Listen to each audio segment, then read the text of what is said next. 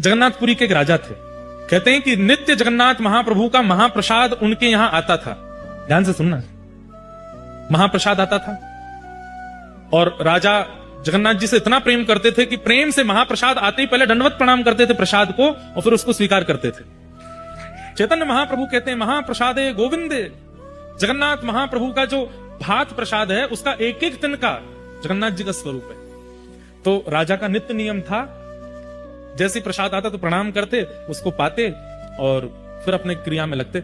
लेकिन आज वो अपने एक मित्र के साथ में चौसर खेल रहे थे और चौसर में ऐसी बाजी चल रही थी कि अब अगली बाजी में पता चल जाएगा कि राजा हार रहा है कि जीत रहा है। तो राजा को तो अपनी जीत प्यारी, तो पासा मल रहे थे।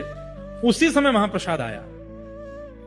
जैसे ही महाप्रसाद आया तो पंडित जी रोज आते महाप्रसाद लेकर के, राजन जगन्नाथ महाप्रभु का महाप्रसाद आया।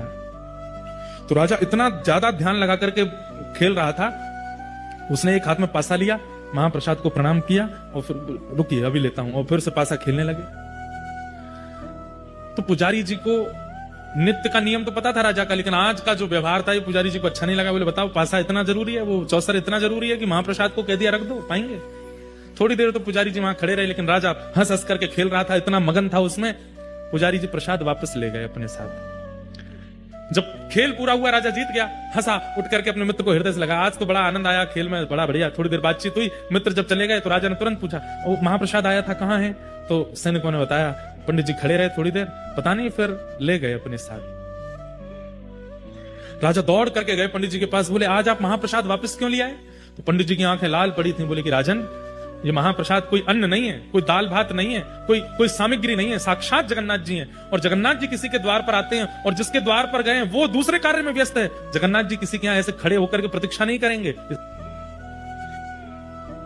तो सब ब्राह्मणों से पूछे, अगर कोई व्यक्ति द्वार पर खड़े ठाकुर जी का अपमान कर दे, अपना नाम नहीं लिया, ये राजा का विवेक देखो, अपना नाम बोलूंगा तो ये लोग अच्छा अच्छा बात बताएंगे, अपने लिए ना पूछ करके किसी अन्य के लिए पूछता। तो राजा ने कहा अगर किसी के द्वार पर भगवान आए हों और जिसके द्वार पर आए वो व्यक्ति ठाकुर जी का अपराध कर दे, अपमान कर दे, तो उसका दंड क्या होना चाहिए? हमें उसको क्या दंड देना चाहिए?